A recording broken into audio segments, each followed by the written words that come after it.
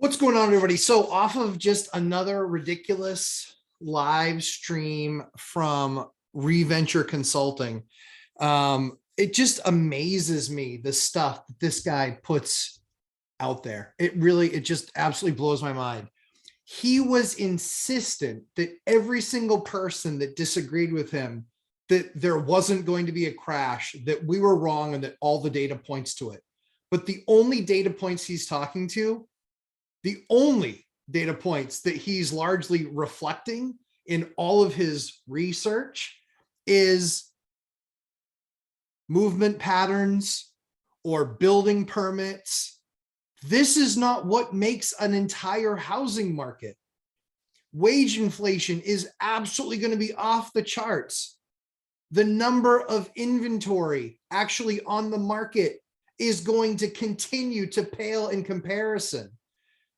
And just like all the analysts who missed the housing numbers last time, what was it, 2.6, and it came in at 11.2.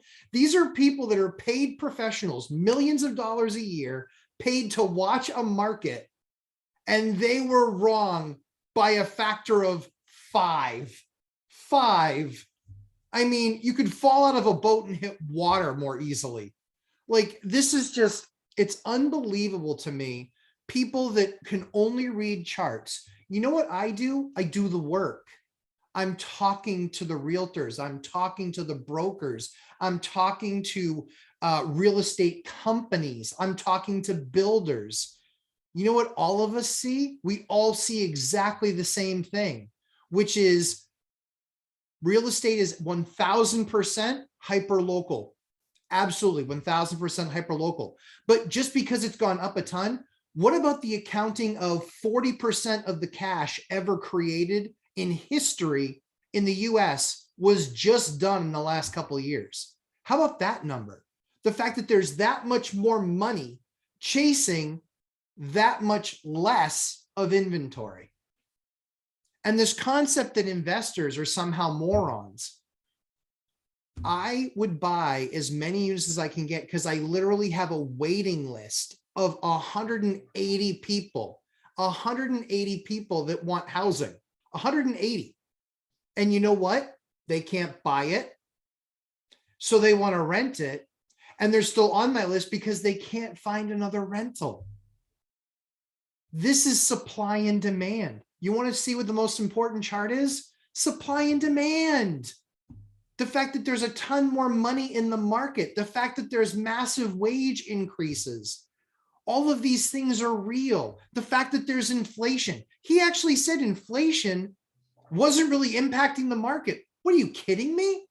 He made that off the mark comment.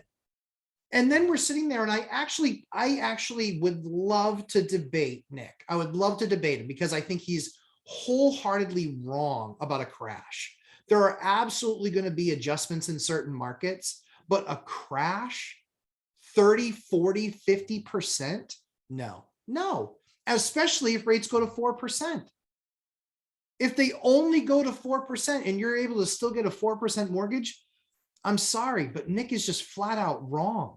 And he's acting like what he's saying is gospel. I did business through the last crash. I bought through the last crash. You know what made me the wealthiest? Buying through the last crash.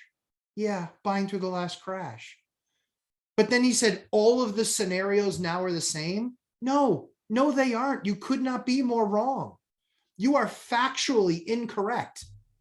50% of the mortgages that were done prior to crash, 50% of them were adjustable rate mortgages.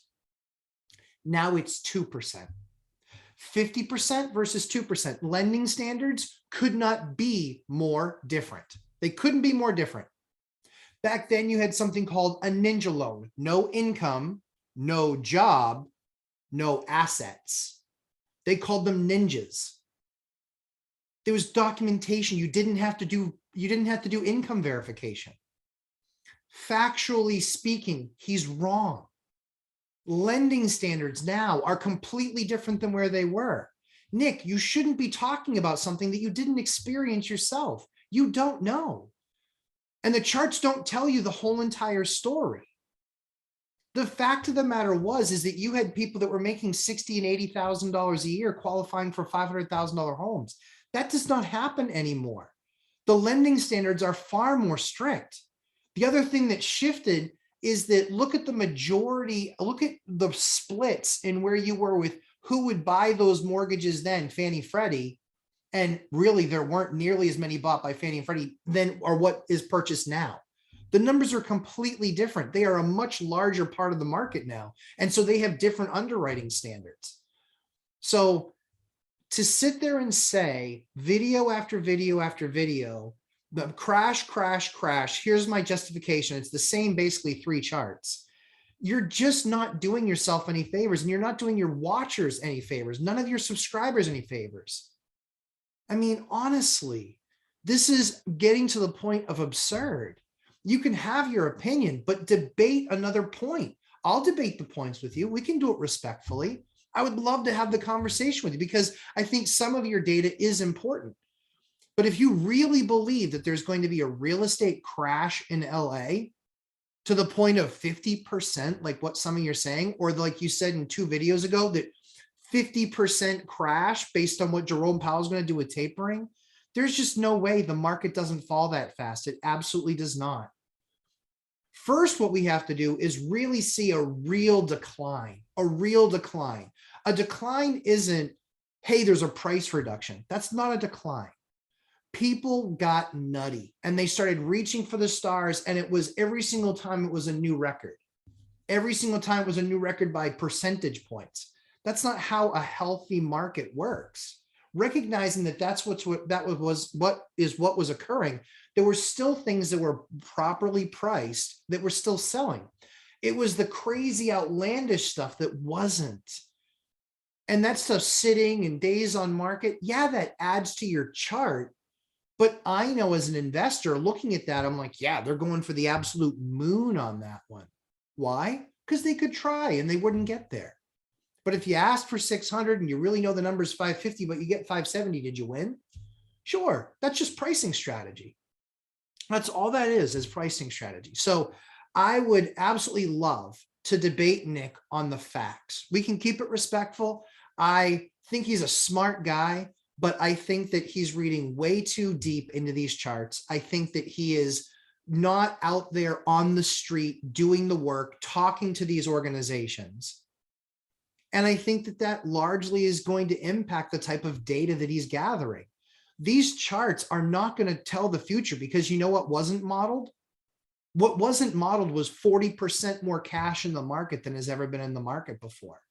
What wasn't modeled was the fact of massive wage increases. What wasn't modeled previously was all of the inflation that we're now experiencing. Inflation affects assets. That's how it works. So again, with all due respect, I think he's just flat out wrong. I've lived through the Great Recession. I know what that looked like. I know why it happened. I lived it. I lived through it. I saw builders going belly up. I saw these, investors that aren't investors. They were speculators. And I'm not saying that there's not any of that in this market, but certainly not the degree which he thinks. I can tell you that. I can tell you that even though Zillow did a horrible job, and OfferPad, I think is the other one, did a horrible job with their AI buying up properties. Do you realize that if you took all of Zillow's properties across all of the markets that they owned, that was less than a day's worth of inventory? Less than 1 day. So while it makes a splashy noise, right, that these guys are out there and that they did something, oh my gosh, it's so stupid. Yeah, was it stupid? Absolutely was. Yeah, that CEO should absolutely get fired. Absolutely should. But the fact of the matter is that how Zillow affects the overall economy, it's just not accurate. It's not accurate. It's less than 1 day of supply. All of Zillow's purchases combined were less than 1 day of supply. And you know what? They took some bit of a haircut on it, but do you realize that they've done multiple deals where at the swipe of a pen, 2,000 houses sold? Literally one market, 2,000 houses sold. They didn't even make it to market because they found a buyer with cash that said, I'll take it. Yep, I'll take all 2,000. Sure, let's just agree on a price. Guys, I'm telling you, the game has changed. With the number of houses that have moved that didn't even exist before, the number of units before that didn't even exist that are now in short-term rental, changes the game. The 40% more cash created changes the game. Inflation, truly double digit, 10%. If you want to believe what they're telling you, what they believe CPI is at 6.8 annual, nah, it's closer, it's 10. But let's just say it's 6.8. Hottest number, right? Guys, you add all these things together, and are we going to hit a correction? Of course we are. Cheap money always eventually leads to some sort of a correction. But 30, 40, 50%? No. There's massive wage inflation as well. And millennials going on strike? Nah, they're the biggest buyers out there. They're the biggest buyers out there. So again, time in the market always beats time in the market. Time in the market always beats time in the market. So if you guys want to understand how people have gotten wealthy, 90% of millionaires in this country, 90% of them made it through real estate. You're saying that 90% of them are wrong, and that only these guys know, who hasn't made any money buying and holding real estate as a landlord or as a true investor.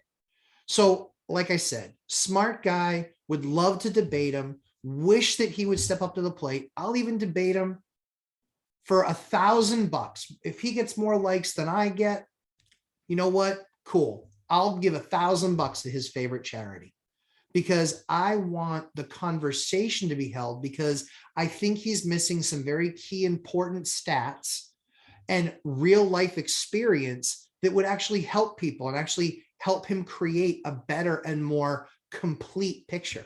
Because I believe, largely speaking today, his picture is incomplete. And because it's incomplete, it makes it inaccurate. And so too many people have messaged on my channel saying, hey, you know what? I listened to him. I've watched him for, basically the last year, and I never got in the market. That's just inexcusable. He says to people, do their own homework, but trust me. Here's all my information, but do your own homework. But my numbers are right. It's opinion. And he's missing some major key data elements to actually give a complete and entire picture. Think of it this way. Some of the brightest people in the world when it comes to artificial intelligence worked for Zillow and for Open Door, or whatever that other company's called. And look how well that worked out for them. It's because garbage in, garbage out. It's a data set.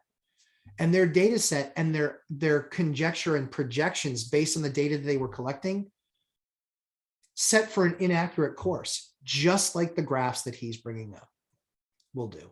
So, as always, appreciate your time. Hit that like button. Forward this to other people. Get Nick to debate me. Let's have a conversation. I think a debate would be fun. I think that we could share the data points.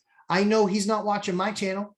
I'm watching his, because quite frankly, I have to find out what the next thing is that he's going to say that I need to figure out. Is it actually true? Checks and balances. And largely speaking, he's just factually wrong on so many levels, where he brings this data element, but then doesn't understand how it actually applies to the market. So as always, we appreciate you guys watching. Please subscribe, hit the like button, share this. We have live streams every Sunday at 11:30 a.m. Eastern time. Would love it if Reventure Consulting would actually have the opportunity to have a conversation with them. I'd be happy to record it and actually do a live stream with them and have people, filter in and ask their questions. Because I think, largely speaking, a lot of you that are watching that, you're not going to even get approved when the market does shift. And then you're going to be locked out for even longer, because that's the first thing that I can tell you that happened back in the Great Recession was lending standards went way up and pricing didn't go down nearly as fast as people had hoped. And so by the time it was finally where it was, guess what their payment was? It was more expensive. So appreciate you guys. Thanks so much for all your support, and look forward to hopefully being able to have that conversation with Nick sometime soon. Take care, everybody.